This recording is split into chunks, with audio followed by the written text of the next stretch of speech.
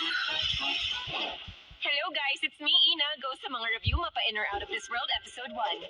For today's video, itutour ko kayo sa room ko. Ito ang debt wall ko, nasa 500,000. Kapag may utang ka, parang asawa mong kahirapan, gagawin mong lahat para mabuhay.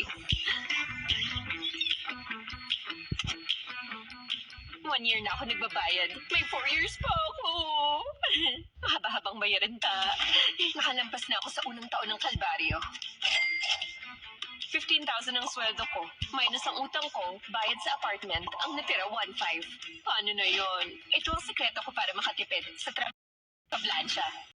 Ako, CR ako sa mall at inuuwi ko sa bahay. No makeup. Makeup look ang gandang natural.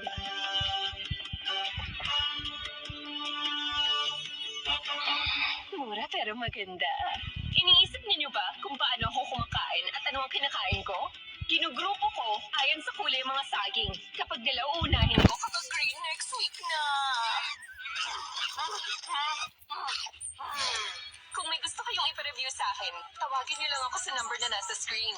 Garantisadong matutuwa kayo. Kung sino man ang gusto sumuporta sa akin, huwag kayong mahiyang. Bigay ng donation. Don't forget to like, share, and subscribe.